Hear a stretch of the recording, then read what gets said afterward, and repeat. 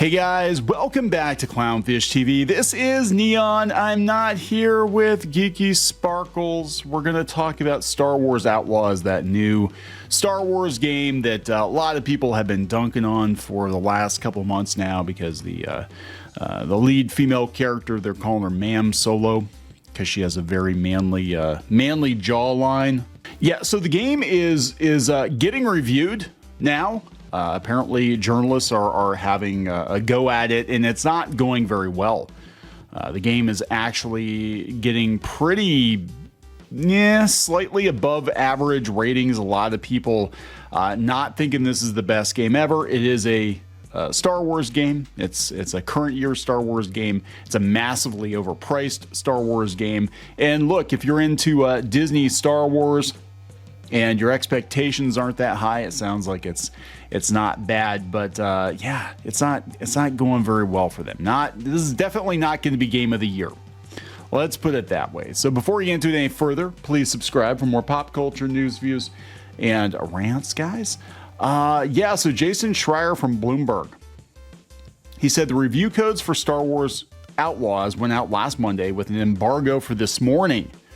Gotta wonder how that impacted the reception. It boggles the mind that a company would spend 4+ years and God knows how many millions of dollars on a game only to give reviewers 6 days. For whatever it's worth, I've been playing it and enjoying it, but I'm only a few hours in. If I had to marathon it over a week, I'd probably hate it.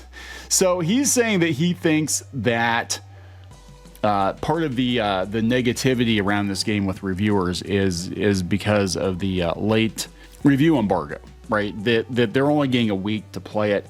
But so far, Black Myth Wukong is doing better than it is. Black Myth Wukong on Metacritic has an 81, generally favorable, whereas Star Wars Outlaws is not doing well, including IGN, including The Gamer, including comicbook.com. They're not really giving it, Eurogamer only gave it a 40. Damn. So some sites did give it a good review. I need to point that out. Washington Post 75. Yeah, but to have IGN give it a 7, to have The Gamer give it a 70%, Comic Book 70, that's not a good indicator that this game is going to be any good, right? Let's see. I gotta look at this Eurogamer. Review. Star Wars Outlaws review, stripped back Ubisoft formula is admirable yet doomed. Death by 1,000 huts. Sounds like something your boy Zach would come up with. Death by 1,000 huts. It just sounds like it's just another like middling AAA title. Beyond the female character, Ma'am Solo, or whatever they're calling her, right? Beyond that, there's nothing about this game that looks remarkable to me. I mean, from what I've seen of it, is like we've seen this 1,000 times before with other franchises. I'm actually getting I was getting kind of Just Cause vibes off of this one, like Just Cause Star Wars edition, but 2 out of 5 stars. If nothing else, I had a wonderful time playing Sabacc. All right, so this is a pointed criticism. There are a lot of criticisms in his review, but this is he's actually pointing out the main character. He said Kay Vess is an unchanging character. She is as unchanging a character as I can ever remember. Played by Humberly Gonzalez. Kay begins as a scrappy underdog who projects cockiness and continues at that exact throughout, unimpacted by the people she meets, the events of the story, or anything else. Her desires are unclear to the point of parody and almost plot point right toward the very end, with her entire motivation being to get rid of the death mark put on her by a brush with a crime lord at the beginning and maybe to bag a big score. That literally is Ma'am Solo. Yeah, except Han Solo's character did evolve throughout the course of the original trilogy. But yeah, it just sounds like she is an empty vessel. Why does she want to land the score so badly? What does she value or care about? Nothing.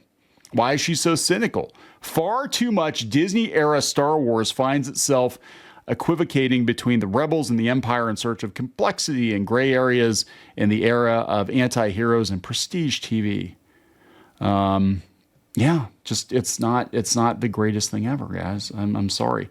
That being said, it's probably not the worst game ever. It's a game. It's an Ubisoft game. What's going to be interesting to see is, are people going to withhold their dollars to protest Ubisoft because of, some of the other stuff going on, the, Assassin's Creed debacle, which is a massive FU to the people of Japan on so many levels. It's just like they kept doubling down on this. Now they're just kind of hoping it's going to cool off, but it just doesn't look remarkable. And look, I'm going to tell you, I am biased because there's nothing Disney Star Wars I'm really interested in. Jedi Survivor was pretty good, but it's not something I would spend a lot of time playing. But yeah, she literally is Ma'am Solo. Grum's put this up. You guys see the Star Wars Outlaws takedown. You thought you saw them, but you didn't see the launch version. People said it is actually worse at launch than they thought it was going to be. They said Star Wars Outlaws drops to 20 to 30 frames a second on a 4090 and Ultra HD with DLSS enabled. F this shit game. Who optimized it? An effing monkey. Speaking of monkeys, Wukong is selling pretty well. Black Myth. Just saying. This is Star Wars Outlaws benchmark to follow. They said the images in the gallery were taken on a GeForce RTX 4090 manually optimized in Ultra HD with all the details and effects as well as DLSS quality. If you think the frame rate is beyond reproach, 20 to 30 frames a second. Damn. I think the PC term is a DI higher for all species are equal initiative. Wow. I don't know, guys. I don't think it's going to go very well for them. Now, what happens in this scenario? What happens if the game is a massive financial failure? It's not doing well critically, not as well as it could be doing. What if it's a massive financial failure? We're going to be looking at another situation like Suicide Squad, right? Where that cost Warner Brothers $200 million, and it's so bad that they are actually talking about outsourcing all their video games now because they don't want to eat the cost. Now, in this case, Disney is outsourcing their games to different companies, whoever will have them, at, EA or Ubisoft or whatever. But Star Wars is damaged goods. So even if the game was fantastic, I don't know how it's going to sell, because a lot of people are just going to look at it and be like, yeah, Star Wars. But that being said, if you're going to put out a Star Wars game set in the Disney Star Wars timeline, it better damn well be the best effing game you can put out, not just a quick cash grab. I think they're rushing this one out to get it out in time for the holidays, Q4, to get as much money on the books as they can so they don't have to lay more people off. Because I don't think Assassin's Creed Shadows is going to do very well. That comes out in, November? And a lot of people angry about that game for a lot of reasons. And even if it sells okay, you have to realize, these games cost hundreds of millions of dollars to make, and they have to sell better than just okay. And we're seeing AAA titles like Conquered. A couple thousand players at peak? I mean, people are not buying these games. They're just not. And, again, I mean, this could wind up being a fantastic seller for them, but that's not really a vote of confidence. Meanwhile, Black Myth Wukong is selling incredibly well. The reviews are better than Star Wars Outlaws. And Star Wars Outlaws is, beyond the quality issues. It starts at $70. The standard edition is $70. Gold edition is $109.99. The ultimate edition is $129.99. Or you can subscribe to it. You can subscribe to it for $18 a month.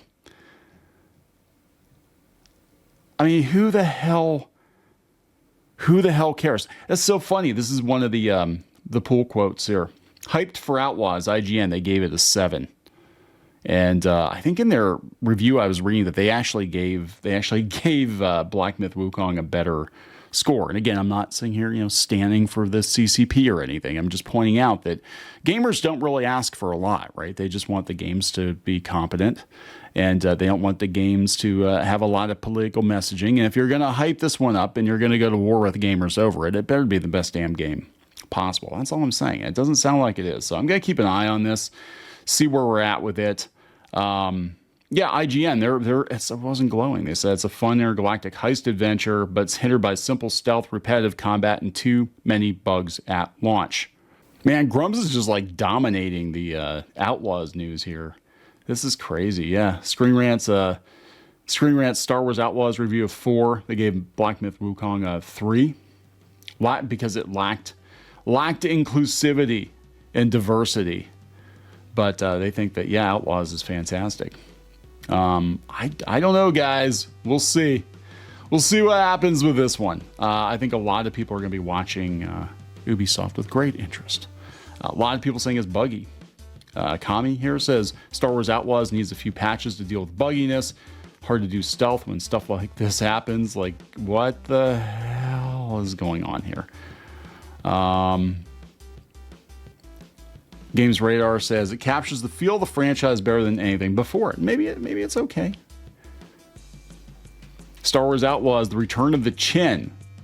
They freaking expanded that jaw into the galaxy. And yeah, remember that Eurogamer Review said that her character is not fleshed out very much. So are some people going to care? I mean, if she is just your player character, does anybody care? What her personality is? I don't know. Yeah, so I'm not sure. I'm not sure how this one's going to do. I'm going to be honest. I don't care one way or the other. I think I think even if the quality of this game is decent, I think the negativity toward Ubisoft from a lot of gamers is definitely going to hurt their sales, and it might sell well, but not well enough. That's all I'm saying. That's all I'm saying here. But I have no interest in it, especially not for that price. Freaking $70 for the base game. Or you can subscribe to it. What the fuck is that all about? Gonna wrap it up. Please subscribe. We'll talk later.